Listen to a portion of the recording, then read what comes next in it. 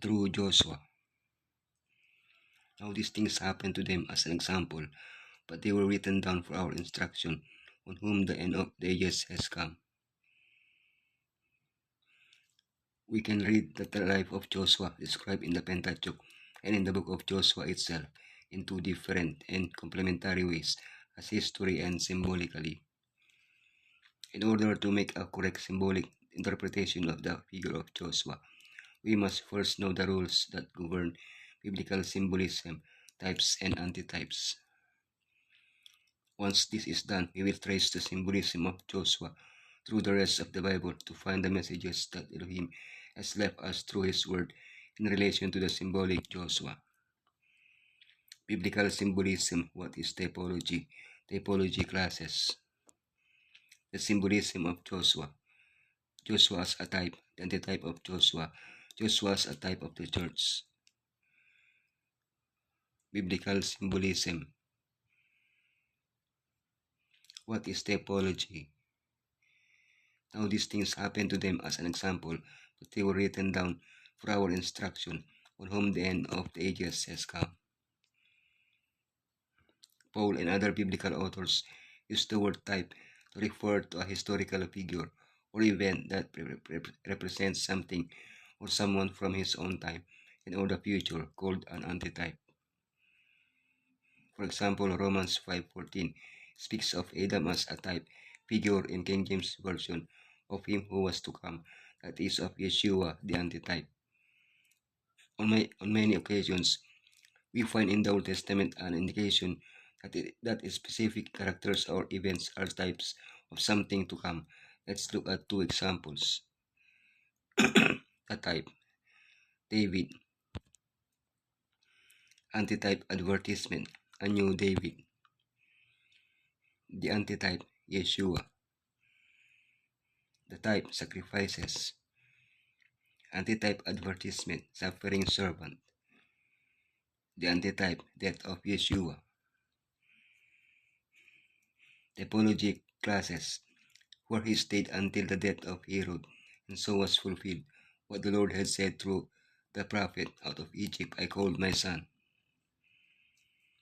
The types in the Old Testament point to three distinct kinds of antitype in the New Testament: Messiah, the church, and the end times. Types and antitypes. Type, Israel. Type, Messiah, he was taken to Egypt.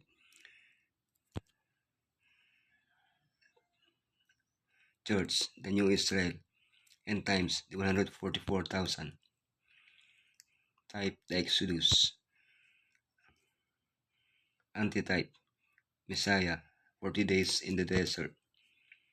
Church, baptized and sustained by Messiah. End times, Exodus from apostate churches. Type, the sanctuary. Antitype, Messiah, it was like a temple among us. Church, we are the temple of Elohim. End times, the new Jerusalem, our temple.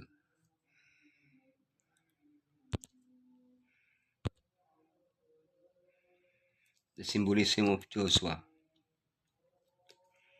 Joshua as a type.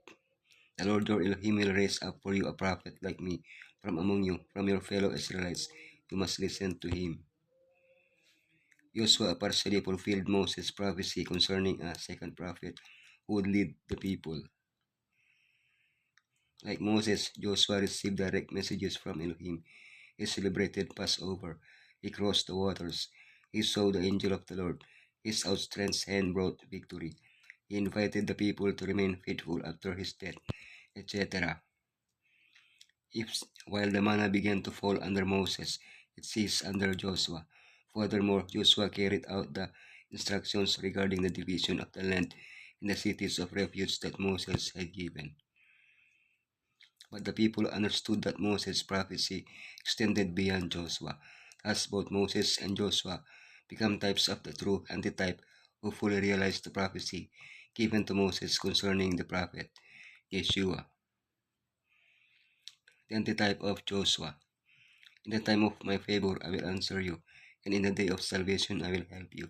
I will keep you, and I will make you to be a covenant for the people, restore the land, and to resign its desolate inheritances.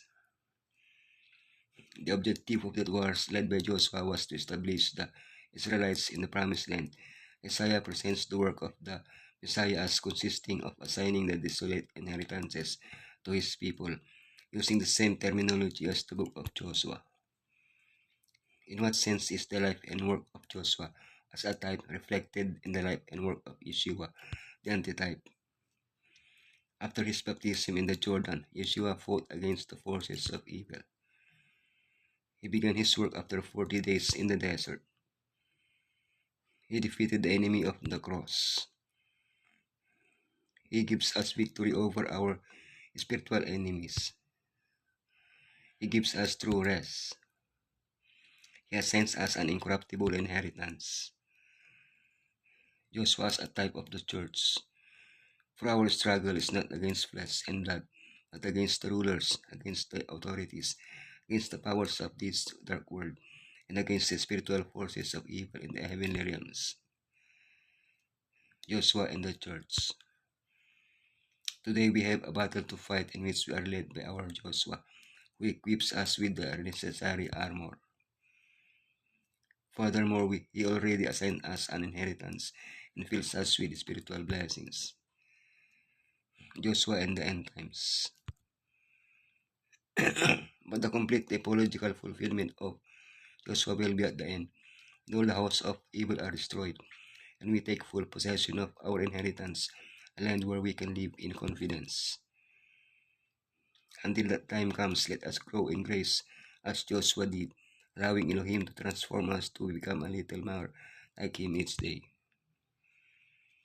The Israel of Elohim journey to the heavenly Canaan have a captain who needed no human teaching to prepare him for his mission as a divine leader. Yet he was made perfect through sufferings, and in that he himself had suffered being tempted, he is able to succor them that are tempted.